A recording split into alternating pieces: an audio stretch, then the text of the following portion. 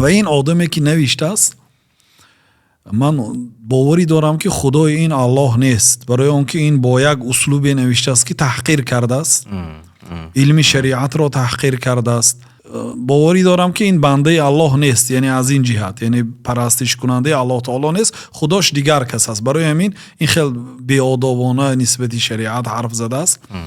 والذین تدعون من دونه ما یملکون من قطمیر، اون خداهایی که شما پرستش میکنید، چون که کسی که الله تعالی رو پرستش نکند انیق و غیر الله تعالی رو پرستش میکند، یا شیطان را، چه خیلی که الله تعالی در سوره یاسین گفت که لا تعبدوا الشیطان، شیطان رو پرستش نکنید.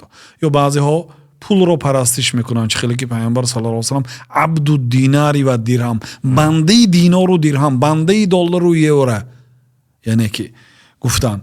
یا بعضی ها نفسی خودش را عبادت میکند. افرأیت من اتخذ الهه هوا، الله تعالی میگه که آیا ندیدی اون کسی که خودش را، نفسی خودش را برای خودش اله قرار داده است، خدا قرار داده، هر چیزی که نفسش میگه همون اجرا میکند. یعنی که والذین تدعون من دونه ما یملکون من قطمیر، اون خداهایی که شما پرستش میکنید از غیر الله تعالی، اونو مالکیت قطمیر نداره. پس کی حق دارد که درباره بیزنس ترینینگ گپ بزند؟ ما یا اینکه شمایی که خدای شما قطمیر پسلوخی دانه که ندارد؟ مالکی خدای ما تمامی ملک در بر گرفته است، ملک از آن الله تعالی هست. بعد برای چی ما حرف نزنیم و شما حرف زنید؟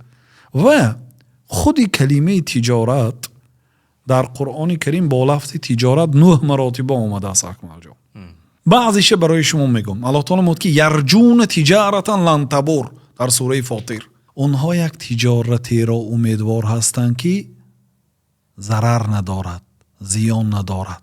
یعنی الله تعالی درباره تجارتی بی ضرر در قرآن گپ زده است.